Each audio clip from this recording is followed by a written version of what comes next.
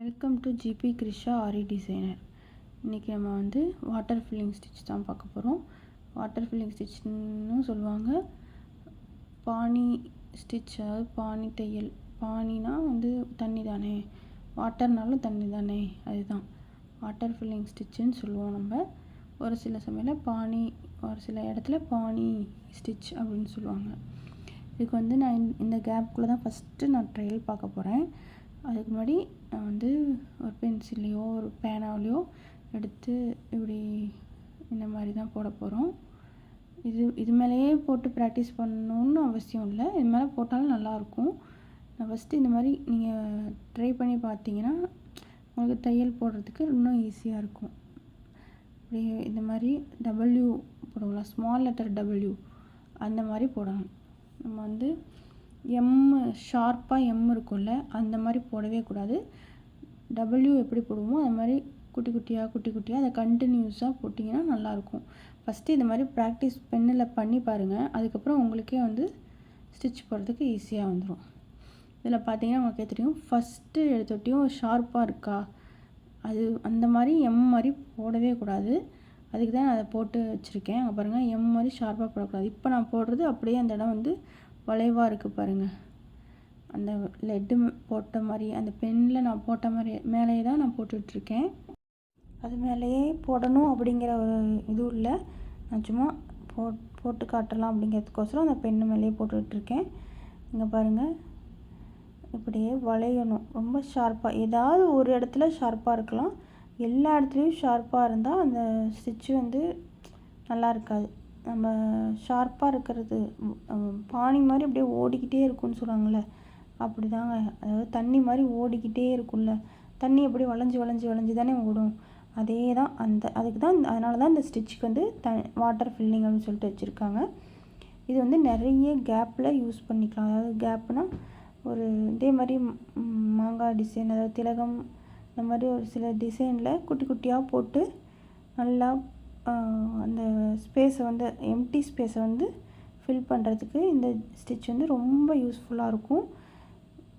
ரொம்ப ஈஸியான ஸ்டிச் தான். இதுக்கு முன்னாடி வந்து எல்லா ஸ்டிச்சுமே நம்ம ஒரு பெரிய டிசைன்லேயோ ஒரு நல்ல ப்ராக்டிஸ் பண்ணியிருந்தால் கண்டிப்பாக இது வந்து ரொம்ப ஈஸியாக தான் இருக்கும். இதில் ஒன்றுமே வந்து ஒரி பண்ணிக்கிற மாதிரி கஷ்டமான ஸ்டிச்சும் கிடையாது. பாருங்கள், ஷார்ப்பாக போடுற இடம் வந்து தனியாக தெரியும், உங்களுக்கு வளைவாக போட்டிருக்க இடம் தனியாக தெரியும். அதை வச்சு உங்களுக்கு வந்து மொத்தமாக எல்லாமே ஷார்ப்பாக போட்டால் இன்னும் ஒரு ஆக்வர்டாக இருக்கும். இந்த மாதிரி கொஞ்சமாவது வளைவாக இருக்கணும். வளைவாக இருந்தால் தான் அது வந்து பானி, அதாவது வாட்டர் ஃபில்லிங் ஸ்டிச் அப்படின்னு சொல்லலாம். இதை பார்த்தீங்கன்னா அப்படியே அந்த பென் மேலே போட்டுட்டு போகிறேன். பட் அது அந்த மாதிரி ப்ராக்டிஸ் பண்ணாதீங்க. நான் ஃபஸ்ட்டு ஏதாவது ஒரு பேப்பர்லேயோ ஏதோ ஒரு இதுலேயோ நீங்கள் இந்த மாதிரி வளைவாக போட்டு பாருங்கள். போட்டு பார்த்துட்டு இதே மாதிரி ஒரு எம்டி ஸ்பேஸில் போட்டுட்டு பார்த்துட்டு ஒரு பெரிய ஒரு டிசைனாக எடுத்து, எம்டியாக இருக்கணும் அந்த டிசைனாக எடுத்து நீங்கள் அதில் ஃபில் பண்ணி பாருங்கள். எப்பயும் போல் ப்ராக்டிஸ் பண்ணிட்டே இருந்தீங்கன்னா கண்டிப்பாக அந்த ஸ்டிச் ஈஸியாக தான் இருக்கும். மோஸ்ட்டாக கேப்பே இல்லாமல் பண்ண மாதிரி பாருங்கள். அது வந்து உங்களுக்கு தெரியணுங்கிறதுக்காக கொஞ்சம் பெருசாக போட்டிருக்கேன். ரொம்ப குட்டியாக அந்த டிசைனில் நான் போட்டிருப்பேன். அந்த வீடியோவும் ஆட் பண்ணியிருக்கேன் பாருங்கள். இதுலேயே ஆட் பண்ணியிருக்கேன். கொஞ்சமாக குட்டியாக போட்டுட்டு வந்தீங்கன்னா உங்களுக்கு வந்து அந்த டிசைன் வந்து நீங்கள் ஃபுல்லாக ஃபில் பண்ண மாதிரியே இருக்கும். இந்த கேப்பே இப்போ இதில் கூட நான் கேப்பாக போட்டிருக்கோம். கொஞ்சம் தெளிவாக உங்களுக்கு தெரியணுங்கிறதுக்கோசரம் கேப் விட்டு போட்டிருக்கேன். நான் போட்டிருக்க டிசைனில் பார்த்தீங்கன்னா ரொம்ப குட்டியாக கிட்ட நெருக்கமாக தான் நான் போட்டு ப்ராக்டிஸ் பண்ணியிருப்பேன். நீங்களும் அதே மாதிரி ப்ராக்டிஸ் பண்ணுங்கள். இங்கே பாருங்கள், இதில் மோஸ்ட்டாக வந்து எல்லா இடமும் ஃபில் பண்ண தான் பார்க்கணும். முடியலைங்கிற பட்சத்தில் நாட் போட்டுட்டு கூட நீங்கள் நெக்ஸ்ட்டு எங்கே இருந்து கேப் இருக்கோ அங்கே வந்து ஃபில் பண்ண முடியுமா அப்படிங்கிறத பாருங்கள். இப்போ இந்த ஸ்டிச்சு ஃபுல்லாக வந்து இந்த ஸ்பேஸை வந்து நான் ஃபுல்லாக கவர் பண்ணிவிட்டு அதில் கேப் எங்கே இருக்கோ அதெல்லாம் நான் ஃபில் பண்ணியிருப்பேன். உங்களுக்கு இப்போ வந்து இதே மாதிரி ப்ராக்டிஸ் பண்ணிகிட்டே இருந்தீங்கன்னா உங்களுக்கு த்ரெட்டு வந்து உங்களுக்கு ரொம்ப ஈஸியாக ஹேண்டில் பண்ணுறதுக்கு வந்துடும். நம்ம fly stitch, button whole stitch எல்லாமே நம்ம சேனலில் இருக்குது. செக் பண்ணி பாருங்கள். அது எல்லாமே நீங்கள் வரிசையாக கற்றுக்கிட்டு வந்தீங்க அப்படின்னாலே போதும். உங்களுக்கு வந்து த்ரெட்டு ஹேண்டில் பண்ணுறது எப்படி அப்படிங்கிறது தெரிஞ்சிடும். இது வந்து சில்க் த்ரெட்டில் தான் பண்ணணும், நார்மல் த்ரெட்டில் பண்ணிடாதீங்க. சில்க் த்ரெட்டில் பண்ணும்போது உங்களுக்கு சில்க் த்ரெட் வந்து ப்ராக்டிஸ் ரொம்ப நல்லா வரும்.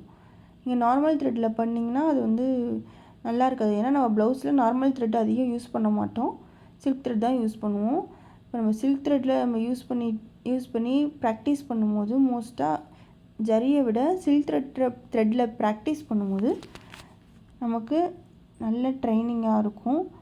ஸோ நீங்கள் ஜரியை வந்து மேக்ஸிமம் ப்ராக்டிஸ்க்கு யூஸ் பண்ணாதீங்க, ப்ராக்டிஸ்க்கு சில்க் த்ரெட்டே யூஸ் பண்ணுங்கள். நான் வந்து 4-5 வீடியோ போட்டிருக்கேன். அந்த வீடியோவில் வந்து கண்டிப்பாக நான் ஜரியை வந்து 1% தான் யூஸ் பண்ணியிருப்பேன். Full and full silk thread தான். சில்க் த்ரெட் தான் வந்து த்ரெட்டோட என்ன சொல்கிறது, ப்ளவுஸில் வந்து சில்க் த்ரெட்டோட பங்கு தான் அதிகமாக இருக்கும். அதோட யூஸ்ஃபுல் தான் நிறையா இருக்கும். பாருங்கள், நான் அந்த ஸ்டிச்சு அந்த ட்ராயிங்கை விட்டு வெளியே போகாமல் போட்டிருக்கேன். இப்போ பாருங்கள், ஃபுல்லாக வந்து கவர் பண்ணியாச்சு. இதே மாதிரி நம்ம இந்த டிசைன் நான் எடுத்திருக்கேன். இந்த பாருங்கள், ஒரு அம்பர்லா வச்சுக்கிட்டு ஒரு கேர்ள் நிற்கிற மாதிரி ஒரு டிசைனை நான் எடுத்திருக்கேன். இதில் எப்படிலாம் நான் ஃபில் பண்ணியிருக்கேங்கிறத ஃபஸ்ட்டு பாருங்கள். அப்புறம் நான் எப்படி இதுக்குள்ளே ஸ்டிச் போட்டேங்கிறதையும் நான் போட்டிருக்கேன். ஃபஸ்ட்டு இந்த கேப்பெல்லாம் நான் ஃபில் பண்ணிவிட்டு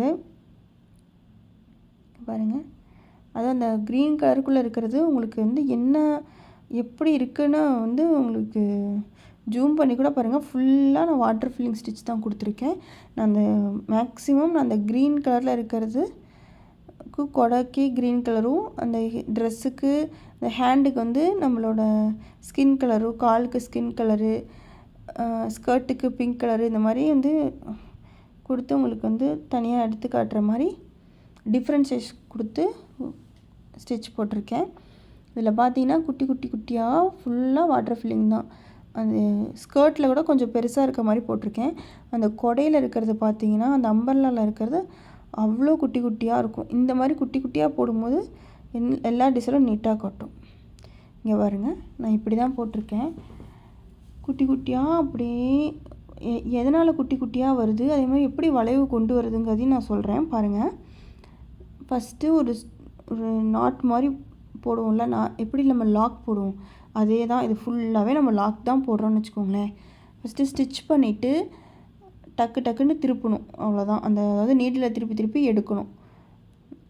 போடுறோம், டக்குன்னு திருப்பிட்டு மறுபடியும் இன்னொரு ஸ்டிச்சுக்கு எடுக்கிறோம். இப்படி தான் ஃபுல் அண்ட் ஃபுல் அந்த நீடில் வந்து எவ்வளோ ஃபாஸ்ட்டாக ரொட்டேட் பண்ணி எடுத்து நம்ம ஸ்டிச் பண்ணுறோமோ அவ்வளோ அழகாக வரும். பாருங்கள், இதில் வந்து ரொம்ப லாங்காக விட்டு நீங்கள் வந்து போட்டிங்கன்னா எம் ஷேப்பில் வந்துடும். பக்கமாகவே லாக் போட்டு அதை குட்டியாக போட்டு எடுத்திங்கன்னா நம்ம நினைக்கிற மாதிரி எம் ஷேப்பில் வந்துடும். இந்த சில்க் த்ரெட்டு வந்து எப்படி ப்ராக்டிஸ் பண்ணாலும் கட் ஆக தான் செய்யும். கட் ஆகாமலாம் யாராலையும் போட முடியாது. இப்போ எனக்குமே அங்கங்கே கட்டாக இருக்கும். நீங்கள் இந்த வீடியோவில் வந்து பாருங்கள். இப்போ நான் எடுக்கும்போது அப்படியே ஒரு மாதிரி பிசுறாலாம் த்ரெட்டு வந்துருச்சு. அதுக்காக வந்து நம்ம எந்த ஒரு டென்ஷனும் ஆகாமல் மறுபடியும் அதுலேருந்தே, அதாவது அதுக்கு முன்னாடி ஸ்டிச்சிலேருந்து கூட எடுத்து கன்டினியூ பண்ணலாம். நீங்கள் எப்படி எடுத்தாலும் அந்த மாதிரி பிசுறாக வருது, ஒரு மாதிரி த்ரெட்டு வந்து பிரிஞ்சு வருது அப்படின்னா நீங்கள் அப்படியே ஃபுல்லாக எடுத்துட்டு முன்னாடி நம்ம ஒரு செயின் போட்டிருப்போம்ல, குட்டியாக ஒரு சின்ன செயின் போட்டிருப்போம்ல, அந்த செயின்லேருந்து கூட நம்ம கன்டினியூ பண்ணலாம். நான் பாருங்கள், எத்தனை இடத்துல ஒரு மாதிரி பிசுறாக தான் வந்துட்டு இருந்துச்சு. ஸோ நான் பாருங்கள், அந்த 2 த்ரெட்டையுமே எடுத்துட்டு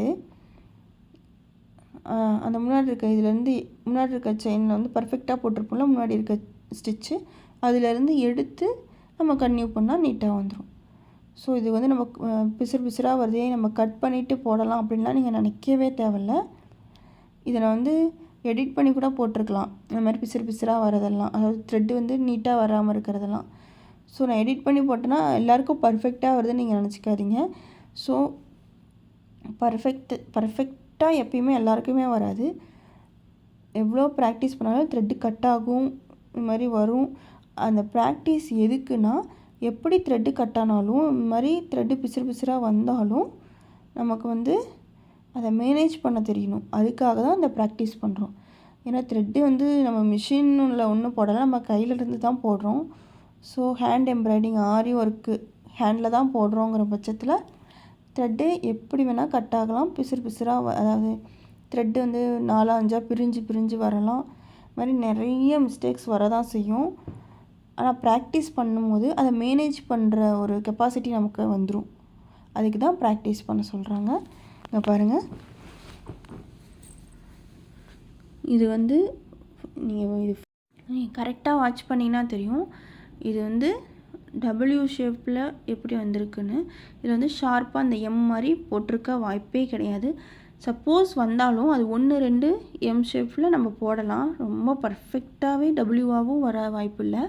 ஏதாவது ஒரு இடத்துல நம்ம அந்த ஷார்ப்னஸ் இருக்குன்னா ஓகே. ஆனால் எல்லா இடத்துலையும் அந்த எம் மாதிரி ஷார்ப்பாக போடாமல் டபிள்யூ மாதிரி போடும்போது அது நீட்டாக காட்டும்.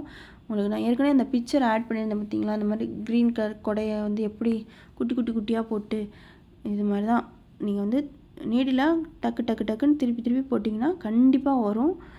ரொம்ப ஈஸியான ஸ்டிச் தான். நீங்கள் ப்ராக்டிஸ் பண்ணுங்கள், நல்லா ட்ரை பண்ணி பாருங்கள். கட்டானாலும் பரவாயில்ல, மறுபடியும் த்ரெட்டு தீர்ந்தாலும் பரவாயில்ல, அந்த இடத்துல நாட் முன்னாடி போட்டுட்டு இன்னொரு த்ரெட்டு மறுக்க நியூவாக எடுத்து நாட் போட்டு மறுபடியும் ஸ்டார்ட் பண்ணலாம். த்ரெட்டு தீர்ந்துருச்சேன்னு வந்து நீங்கள் மறுபடியும் ஃபஸ்ட்லேருந்து பிரிச்சுட்டு பெரிய த்ரெட்டாக எடுத்து போடலாம் அப்படிலாம் நினைக்காதீங்க.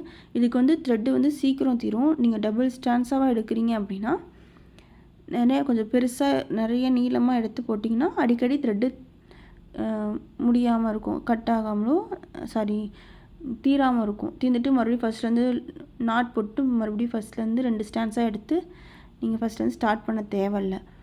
நீங்கள் அதுக்காக பெரிய த்ரெட்டாக நல்லா நீளமாக எடுத்துட்டிங்கன்னா நீங்கள் பாட்டுக்கு கடன்னு போட்டுக்கிட்டு ஃபுல்லாக முடிச்சிடலாம்.